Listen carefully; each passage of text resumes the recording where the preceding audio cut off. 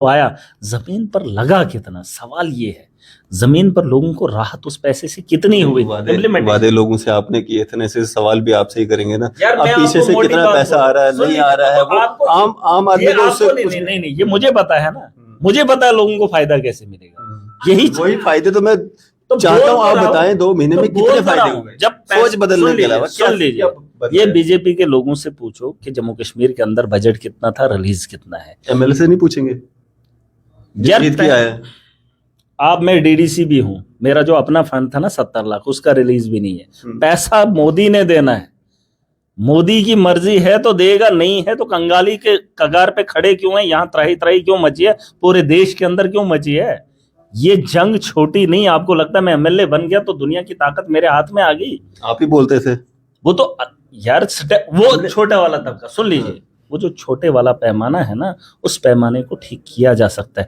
लेकिन ये जो है ना, ये मामला करप्शन हो गई, छोटा तबका जो छोटे तबके को परेशान करता था, उसमें मैं कर सकता हूँ, सब कर सकता हूँ, उसमें हालात में बदलाव ला सकता हूँ। लेकिन जो बड़े पैमाने का है, जहां चीफ मिनिस्टर भी बेबस है। अब तो आप सरकार का हिस्सा हो ना, अब तो चीफ मिनिस्टर भी आपका, सरकार भी आपकी, सारे मिलके क्यों नहीं करते हैं? आप अकेले कहाँ पे हो? हम अकेले क्यों, हम तो घर ही रहे हैं। अब वक्त का इंतजार कीजिए। फिलहाल सबसे बड़ी बात आपको पता क्या है, आपको भी समझना चाहिए कि हम किस मुकाम पे इस वक्त खड़े हैं। बहुत सारे, जैसे आपने कहा, लोगों को पता ही नहीं है, यहाँ दुनिया को पता ही नहीं है कि हुआ क्या है, हो क्या रहा है और करना क्या है।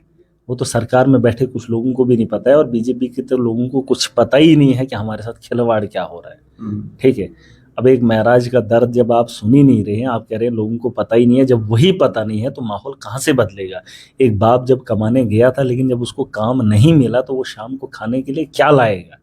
जब उसको काम ही नहीं मिला, बच्चे तो उम्मीद करके गए थे, वो सुबह घर से निकला था इस गर्ज से कि मुझे काम मिलेगा, मैं काम करूंगा, मेरा एक परिवार है। लेकिन दिन भर उसे काम नहीं मिला, फिर भी उसने उधार लाकर बच्चों को एक दिन खाना खिलाया, दूसरे दिन भी गया, काम नहीं मिला। तो बच्चों को क्या पता है, उन्होंने जब घर से जाते हुए देखा, उन्होंने लगा कि बाप काम पे लगा होगा। और कॉन्स्टिट्यूंसी के तो बहुत अमीर लोग हैं, आप क्या बोलते हो काम नहीं मिला? आपको कपड़े गिफ्ट किए जाते हैं, आपको शूज गिफ्ट किए जाते हैं, आपको पैंटे 5-5 हजार की गिफ्ट किए जाते हैं, आपको थार गाड़ी, फॉर्च्यूनर गाड़ियां गिफ्ट की जाती है। उस कॉन्स्टिट्यूंसी के लोग गरीब होंगे? और नहीं, आप फिर शायद, अगर लोग इंटरव्यू देख रहे हैं ना, पढ़ा लिखा तबका आपको कमेंट जरूर करेगा, महराज क्या बोलना चाहता है, आप कौन सी बात कर रहे हैं। आपको अभी नहीं पता है कि इस जम्मू कश्मीर, नहीं, आपकी कॉन्स्टिट्यूंसी की बात कर रहा हूँ मैं, आप खुद बोलते हो ना। थोड़े लोगों को पहनाने यार, जो मैं बात बता रहा हूँ आप नहीं समझ रहे हैं, और आपको समझने के लिए थोड़ा वक्त लगेगा। 2 महीने हो गए हैं। छोटा हूँ ना। हाँ, नहीं, सियासत के मैदान में आपको उतनी नॉलेज नहीं है कि हो क्या रहा है, बोल क्या रहा हूँ।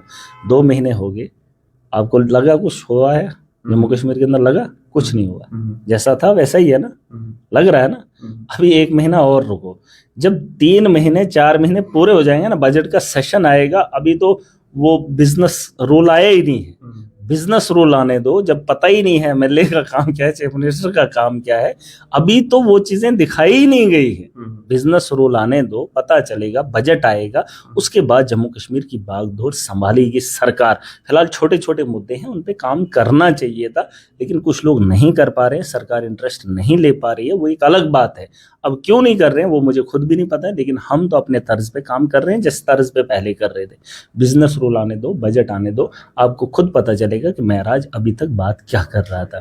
वक्त आने जिस एनसी के लिए आप कहते थे कि जालिम, क्योंकि वहां से ज्यादातर जो जीते लोग वो एनसी के पहले हुआ करते थे, जिस कांग्रेस के लिए आप बोलते थे कि ये जालिम लोग हैं और इन्होंने हमेशा यहाँ पे जो है हुकूमत की है, एनसी ने हुकूमत की है, उन्हीं की झोली में आप जाकर के बैठ गए, उन्हीं को आपने सपोर्ट किया। देखिए, ऐसा क्या हुआ? महराज क्या अकेले चलने में डरता है? नहीं, मैं डरता नहीं हूँ।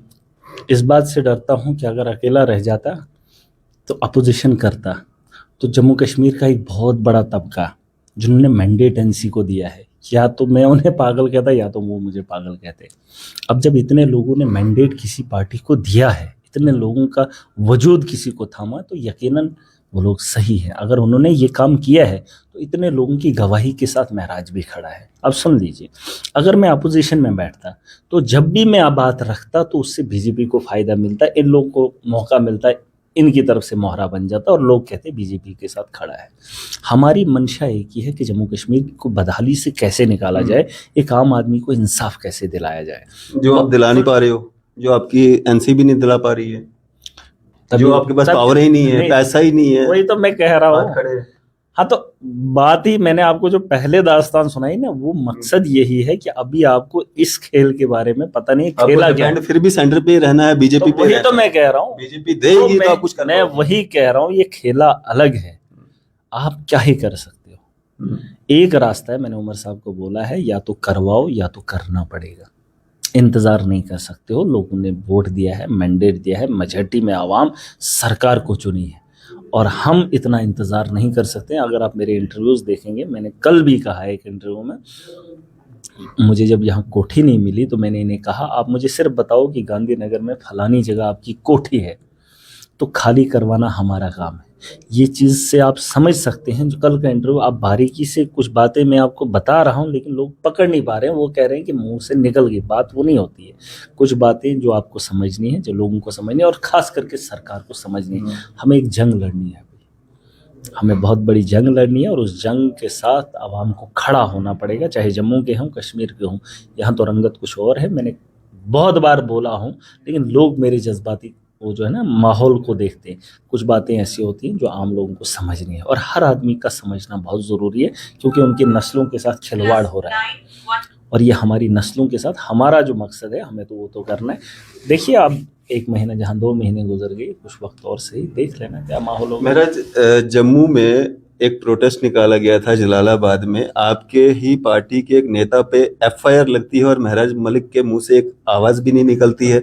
डोडा में एक बंदे पे पीएसए लग जाता है, तो वहां पे आप उसके घर पहुंच जाते हैं।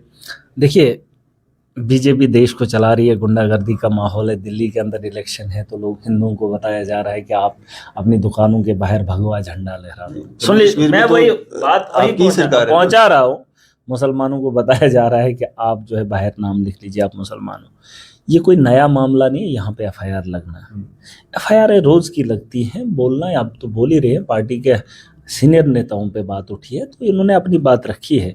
महराज को मौका नहीं मिला, वो बात अलग है, लेकिन ये जो भाजपा का धंधा है, होम मिनिस्ट्री इनके पास है, होम सारा डिपार्टमेंट इनके पास है, पुलिस इनके हाथ में है। जो लगता है इनके खिलाफ खड़ा हो रहा है, जो इनके खिलाफ बोल रहा है, उसे दबाने के लिए ये हर मुमकिन कोशिश कर रहे हैं। इन्होंने तो हमारे अरविंद जी को, जो कन्वीनर हैं हमारी पार्टी के, वो chief minister, as a chief minister उनको जेल की सलाखों के पीछे बिना मतलब के डाला, और कोर्ट ने उन्हें 22 बरी भी कर दिया। लेकिन फिर भी क्या करोगे आप, ये तानाशाह है, और इन चीज़ों से हमें डरना नहीं है, घबराना नहीं है, हम लड़ेंगे। ऐसा नहीं है कि महराज ने नहीं बोला, बाकियों ने बोला, आपके चैनल से बोला गया, भाजपा को बताया गया कि जो आपकी करतूत है, ये ताकत के नशे में आकर, ताकत के दम पर इस मुल्क को चलाना चाहते हैं। ये इनकी जागीर नहीं है, वक्त आने दो, पलटी मारने में देर नहीं हो लगती है। क्योंकि अगर 15 साल के बाद महराज ने एक ज़मीन पे अलग मुकाम हासिल किया, बड़ी बड़ी ताकतों को पीछे छोड़कर एक नई वजूद को देखा है, तो यकीनन भाजपा को क्या लगता है 10 साल उनको हो गए, 15 साल हो जाएंगे, इनका भी सुपड़ा साफ हो जाएगा। 15 साल हमें लगे, 15 साल ये नशे में है, उतर जाएगा। अभी तो 240 पे अटके थे ना, लंगड़ी सरकार है। आपको क्या लगता है जब अगली बार चुनाव होंगे तो क्या फिर से? अब नहीं होगा, अब काम की राजनीति होगी। धर्म बहुत बेचा इन्होंने, धर्म के नाम पे धंधे बहुत किया। अभी नहीं देखा आपने सरकार बनने के बाद क्या हुआ? 370 को हमने दफन कर दिया, हंगामा किया असेंबली के अंदर। 2 महीने के अंदर दूसरा प्रोटेस्ट कर रहे हैं, बांग्लादेश में हिंदुओं को मारा, हिंदुओं को। और जो जम्मू कश्मीर में नहीं, देश के लोगों के साथ जो खिलवाड़ हो रहा है, जो बच्चों के साथ धोखा हो रहा है, नशे को आम कर रहा है, उसके खिलाफ प्रोटेस्ट नहीं किया। यहाँ पे टोल प्लाजा जम्मू में लगाया टोल, उस पर बीजेपी ने प्रोटेस्ट नहीं किया। एज रिलैक्सेशन के लिए कोई बात नहीं की उन्होंने, कोई कैजुअल लेबरर्स की बात नहीं की, बेरोजगारी के लिए उन्होंने सरकार से नहीं, और ना ही यहाँ पर प्रोटेस्ट किए। ये चीज़ें कब तक चलेंगी? लोग समझ रहे हैं, और जो नौजवानों की नस्ल देख रही है ना, यही लोग एक दिन इनके मुखालिफ खड़े होकर इन्हें देश से निकालने का काम करेंगे। ये इनका तरीका ताकत के नशे में है, ये ज़्यादा देर का। मेरा आपका जो ड्रेसिंग सेंस है ना पहले बदला था ना अब बदल रहा है। लोग इस पे भी सवाल करते हैं कि यार एमएलए बन गए हो, असेंबली जा रहे हो, तो इसको बदल लो, ये कभी बदलेगा या ऐसे रहना है? इसमें क्या है? मैं नहीं बोल रहा हूँ, लोग बोलते हैं। अब मैं भी कह रहा हूँ, कपड़े तो हैं, अगर आपने ये पहने, इससे भी इंसान का जिस्म ढक जाता है। हमने जो पहना है, इसमें क्या जिस्म का कोई अंग आपको दिख रहा है? ये अलग बात है, इसका अलग तरीका है, अलग स्टाइल है। कपड़ा आपके इस कपड़े से मोटा है। सुन लीजिए, आपकी बात नहीं, उसमें नहीं बढ़ रहा, मैं लोग बोल रहे हैं सवाल।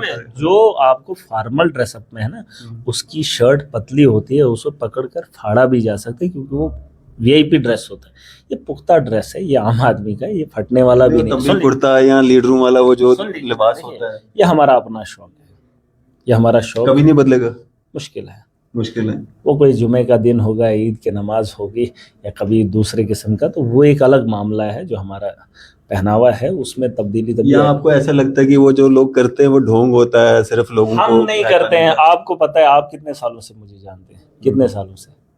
7-8 साल तो होगी। तो ढोंग कितना ही होगा, बंदा कितना ही, मतलब वो जो लोग करते हैं, जो अपनाते हैं, वो करे। मुझे लगता है ऐसा कि मुझे अच्छा लगता है। देखिए, मैं वही काम करता हूँ जो मुझे अच्छा लगता है। मैं ऐसा अभी यहाँ पर बैठा हूँ ना, अगर अच्छा नहीं लगता आपके साथ नहीं बैठता। ये हमारा एक तरीका है। हम मजबूरी में कोई काम नहीं करते, हम शौक से हर काम करते हैं। यहाँ पर बैठे, मन से बैठे, मन नहीं करेगा तो निकल जाएंगे। लोगों के लिए लड़ते हैं तो दिल से लड़ते हैं, शौक से लड़ते हैं। वो हमारा पेशा है और हमारा शौक है। महाराज, आपके एमएलए बनने का ना कुछ लोग मिसयूज भी कर रहे हैं, कुछ लोगों के साथ लड़ाई झगड़े। कुछ डोडा की भी एक वीडियो वायरल हुई थी जिसमें आपके ही काफिले में से कुछ लोगों ने दूसरे लोगों को मारपीट किया। मतलब ऐसा तो नहीं होना चाहिए ना कि आपस में लोग एक दूसरे को, कि हमारा एमएलए है, हम में से एक है, तो लोगों को मारने पीटने शुरू हो जाए। एमएलए मेरा ही सबका है, सबका तो है। सुन लीजिए ना, अब यही से पैगाम जाएगा ना, आपके सवाल का जवाब आपको भी मिलेगा, उनको भी मिलेगा। मैं तो सबके लिए हूँ, मेरे पास कोई फिक्र नहीं। इंसानियत हमारा धर्म है, इंसानियत के लिए हमने काम करना है। चोर कोई भी हो, मैं उसको छोड़ने वाला नहीं, चाहे वो मेरे अखाड़े का खिलाड़ी है या मेरा साथी है, मैं उसके मुखालिफ हूँ। जो आम आदमी है, जो उसे रोकेगा, जो उसे टोकेगा, महराज उसके खिलाफ है। और ये बहुत सारे लोगों ने देखा होगा, हमारे यहाँ बदला नहीं है, जिसे आप इंतकाम कह सकते हैं, जो पुराने लोगों के नेताओं की तरह इंतकाम नहीं है। हाँ, कुछ लोगों के साथ हमारी वो आप कह सकते हैं, कुछ लोगों के हम मुखालिफ हैं, हम खुल्ला है, ऐसा नहीं है। मेरे दुश्मन है और मैं उनका दुश्मन पक्का हूँ। जो मेरे गरीब को लूटने वाला है, मैं उसका दुश्मन हूँ। वो ये आपने दिल में बिठा ले, क्योंकि मेरी लड़ाई एक फिरके के साथ है। ऐसा नहीं है कि मैं सबके लिए हूँ, ऐसा नहीं है। कोई बोलेगा आप सब महराज के लोग हैं, ना, मेरी लड़ाई एक फिरके के साथ है, चाहे वो 2% है, 4% है या 5% है। वोटर से नहीं, किसने महराज को वोट दिया, किसने नहीं दिया ना। चोर, जालिम और जो मजलूम के साथ छेड़ेगा, महराज उसको छोड़ेगा नहीं। उन लोगों के खिलाफ हूँ मैं, बाकी में सब लिए। जो लोग आपके नाम का मिसयूज कर रहे हैं या आपका दबदबा दिखा करके, देखिए, आपको शायद यह पता नहीं होगा, मैंने जब डिस्ट्रिक्ट के अंदर मीटिंग की थी, मैंने पहले ही कहा था, मेरे नाम पे अगर कोई गलत काम करवाने की कोशिश करेगा तो आप नहीं करिएगा, नहीं करना है। और अच्छा काम करने के लिए कोई भी बोलेगा तो उसे रोकना मत। कोई भी मेरे नाम का इस्तेमाल करेगा, लेकिन सही के लिए। और अगर एडमिनिस्ट्रेशन को लगता है कि ये गलत करवा रहा है तो वो नहीं करे, महराज उसके मुखालिफ खड़ा नहीं होगा या उस ऑफिसर को कुछ भी नहीं बोलेगा। हम गलत के लिए कभी भी किसी को, ना अपने बंदे को ना दूसरे को, किसी को मौका देंगे। हाँ, अगर अच्छा काम, मैं आपको छोटी सी मिसाल दूंगा। जब मैं एमएलए बना तो भरत के अंदर एक आदमी ने सड़क उखाड़ दी, बात समझ लेना, पूछ भी लेना। जब सड़क उखाड़ दी तो उसने वीडियो बनाई, हंगामा किया, तो मुझे उस लोगों ने भेजा, कहता देखो फलानी जगह सड़क, कह रहा है कि बीजेपी का। मैंने बोला कोई भी अच्छा काम किया, अगर अच्छा नहीं पड़ रहा है तो उखाड़ देना। मैंने वही वीडियो उठा के डीसी डोडा को भेज दी। मैंने कहा इस पे कार्रवाई होनी चाहिए। मैंने भेजा पर्सनल फोन से। क्यों? मुझे एक आदमी ने कहा नहीं आप इसकी वीडियो क्यों भेजे? सड़क पे कार्रवाई होनी चाहिए, उस बंदे पे कार्रवाई होनी नहीं, उस सड़क पे, कि वो सड़क क्यों नहीं अच्छी बन रही। और बनाने वाला एक बीजेपी का था, मुझे खुशी होगी। अच्छा काम करे कोई भी, मुझे अच्छा लगता है, अच्छा लगना चाहिए, नहीं लगता है। और मैंने वही वीडियो उठा के डीसी को भेज दी। मैंने कहा इस पे कार्रवाई होनी चाहिए, अगर ये सड़क अच्छी नहीं बन रही है तो आपको बनवानी चाहिए। बोलने वाला कौन है? मुझे उससे, और वो तो मेरा काम हल्का कर रहा है। जो अच्छा काम किसी भी पार्टी का करे, वो तो मेरा बोझ हल्का कर रहा है ना, लोगों को राहत तो दिलाने का काम कर रहा है। तो उन चीज़ों से मुझे इख्तलाफ नहीं, मेरा कोई दुश्मन नहीं। जो आवाम की बेहतरी चाहता है वो मेरा भाई है, वो मेरा दोस्त है। लेकिन जो आवाम के अंदर दखल अंदाजी करेगा, जो फिरका वारिद, ये फिरका परस्ती को जन्म देगा, ये धर्म के नाम पे दंगे करेगा, मैं उसके सख्त खिलाफ हूँ। इंसानियत का एक ही धर्म है, देश हमारा है, डेवलपमेंट हमारा है, और मुस्तकबिल हमारा है वो बेहतर होना चाहिए। उसके लिए जो भी खड़ा होगा, आपको जब लगेगा कि महराज उसमें रुकावट आया तो बता देना। मेरे अपोजिशन के लोग भी अगर अच्छा काम करेंगे, महराज उन्हें रोकेगा। महराज, क्या एक मैसेज रहेगा खासकर आपकी अपनी कॉन्स्टिट्यूंसी के लोगों के लिए, क्योंकि एमएलए आप उनके हैं फिलहाल, और आम जनता के लिए भी क्या कुछ बदलाव होना चाहिए जो नहीं हो पा रहे? हाँ देखिए, थोड़ा सा इंतज़ार कीजिए, वक्त का इंतज़ार कीजिए। अभी वो नहीं आया है जिसे आप बिजनेस रोल कहते हैं। ये तो सरकार को भी नहीं पता है कि हमें काम क्या करना है, और ब्यूरोक्रेट्स को भी नहीं पता है क्या करना है। इलेक्शन से पहले भाजपा के लोगों ने गवर्नर्स को इतनी पावर्स दी थी। माहौल अलग है, समझाना थोड़ा मुश्किल है, लेकिन हम छोटी छोटी चीज़ों से फंसे हुए हैं, उलझे हुए हैं। उन पे मैंने काम किया है। जब मैं एमएलए बना था, मैंने एडमिनिस्ट्रेशन को साफ तौर पर बताया है, ये मेरा कोई हुक्म नहीं है, जो कानूनन उन लोगों को वहाँ पर बिठाया है। और एडमिनिस्ट्रेशन के लोगों को भी एक मैसेज है, ये जरूरी नहीं आम आदमी को। और उस बात की वो तनख्वाह लेते हैं। हाँ, वही मैं कह रहा हूँ। उन लोगों को मैंने साफ बताया है कि आप जहाँ पर पोस्टेड हैं, आपको जो एक काम करने के लिए वहाँ पर भेजा है, उसे ईमानदारी से करना है, और लोगों को कभी मुश्किल में नहीं डालना। उस चीज़ को तो हमने करना है। रही बात जो नए प्रोजेक्ट्स हमने उठाने, उसके लिए आप मुझे वक्त दीजिए, बजट आएगा, पैसा आएगा, तो जो हमारे काम हैं, जो जेन्युइन काम हैं, जिन्हें पुरानी सरकारों ने छोड़ा या पुराने नेताओं ने छोड़ा या एडमिनिस्ट्रेशन के लोगों ने छोड़ा, उन कामों को हम करें। जैसे किसी इलाके में सड़क नहीं है, उस सड़क को महराज बनवाएगा। जहाँ पर स्कूल की बिल्डिंग नहीं है, बिल्डिंग का होना ज़रूरी है, तो मैं उसको बनाऊंगा। जहाँ पानी नहीं पहुँचा पाया अभी तक, वहाँ मैं पानी दूंगा। जहाँ बिजली का निज़ाम नहीं है, वहाँ मैं बिजली के निज़ाम को बेहतर करूंगा। और करप्शन के खिलाफ हमें सबको मिलकर लड़ना है। वो जो डेवलपमेंट के काम है वो तो अभी बजट के बाद होंगे, लेकिन करप्शन को ठीक करने के लिए हमें बड़े पैमाने पे सबको मिलकर लड़ना है। और उसके अलावा जो बिजली का बहरान है, देखिए उसके लिए जब तक ना आप पॉलिसी फ्रेम करेंगे, कश्मीर के अंदर भी मैंने देखा बहुत कटौती है।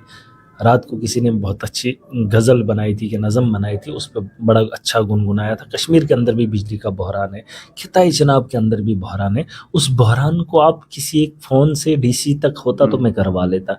ये बड़े पैमाने का एक बहुत बड़ी मुसीबत है, और इस मुसीबत का अजाला बड़े पैमाने पे होगा, तब जाके इन चीज़ों में सुधार आएगा। तो उसके लिए थोड़ा सा इंतज़ार करना पड़ेगा। उसके लिए पॉलिसी बना रहे हैं। देखिए, मैं तो हर महीने 84, एक आदमी कह रहा था आप चिट्ठियां क्यों लिख रहे हो? अरे चिट्ठियां नहीं लिखूं तो क्या करूं?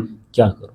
मैंने चिट्ठियां लिखी, मैंने सीएम साहब को कोई 20-30 चिट्ठियां लिखी हैं, और उन चिट्ठियों को आगे चलाया जा रहा है, अलग अलग डिपार्टमेंट्स भेजा जा रहा है। देखिए, आप वर्बली कितना ही करोगे, रिटर्न में हमने दिया है, रिकॉर्ड है उनके पास, वो आगे फाइलें चल रही हैं, उन पर वर्कआउट हो रहा है।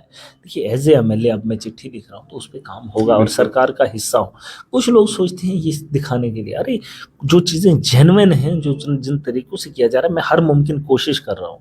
और आप देखेंगे आने वाले वक्त में सरकार को थोड़ा, अभी स्टार्ट हुई गाड़ी, मैंने कल भी कहा था, जंग लगा हुआ था, बैटरी डाउन थी, अभी तो गाड़ी स्टार्ट हुई है। अभी चला नहीं रहे हम, अभी खाली स्टार्ट रखना। ठंडी गाड़ी थी, स्टार्ट हुआ है।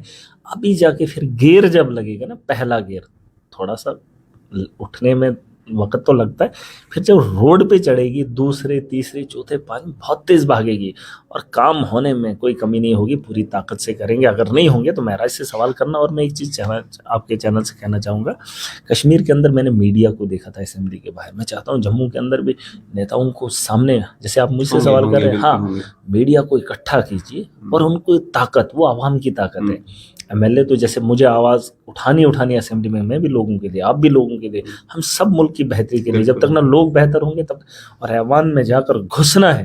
अगर कश्मीर के असेंबली में उन्हें मौका दिया जाता है वहाँ पे बैठने का असेंबली के अंदर, तो जम्मू के अंदर भी जब असेंबली लगेगी तो पूरा जम्मू का मीडिया जो सड़कों पे होता है वो असेंबली में जाए और पूछे उन लोगों से सवाल, और उन्हें मजबूर करे ताकि वो भी असेंबली में आवाज़ उठाए। आज से पहले नहीं होता था, आपके बाद होना चाहिए। और एक चीज़ मैं बार बार कहता हूँ, पहले सड़कों पे लोग आवाज़ उठाते थे, असेंबली में बात उठाने वाला कोई नहीं होता था। अब जो सड़कों पे आवाज़ उठेगी वो ऐवान में गूंजेगी, और पूरी ताकत से, और आपको एक फर्द मिलेगा जो आवाम की आवाज़ को वहाँ पर बुलंद करेगा। वही एक हौस है जहाँ से एक आम आदमी को उम्मीद है, और उस हौस में पूरी ताकत से उठाएंगे। आप भी अपना रोल निभाइए, हम भी, छोटी सी जिंदगी है, सबको मिलकर इकट्ठे होकर हमें आगे मुस्तकबिल को बेहतर बनाना है। चलें, शुक्रिया हमारे से बातचीत करने के लिए। महराज मलिक हमारे साथ बात कर रहे थे, आम आदमी पार्टी के सीनियर नेता भी हैं और एमएलए डोडा से हैं, बात कर रहे थे हमारे साथ। उम्मीद करेंगे आपको जरूर पसंद आई होगी। आपकी इस पे क्या राय है, आप अपनी राय जो है जरूर साझा कीजिएगा। इसी तरह की मजीद अपडेट्स के लिए देखते रहें न्यूज़ शहर इंडिया।